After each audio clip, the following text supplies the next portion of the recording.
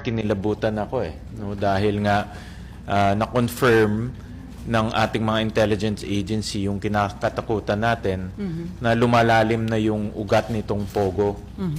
Malalim, ibig sabihin yung kanilang impluensya umaabot na sa mga politiko, umaabot na sa mga enforcement agencies tulad ng Kapulisan, Bureau of Immigration, at pangatlo, meron silang binanggit doon na pati yung mga local na criminal syndicates ay nakakasama na nila.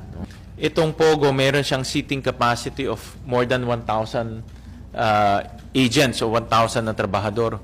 Pero nahuli lang 140 plus because apparently, nung nag-file ng search warrant ang PAOK, meron nag-tip dito sa mga operator. So, ang kutob po dito, hindi lang enforcement agency, pati judiciary, meron na silang mga tao.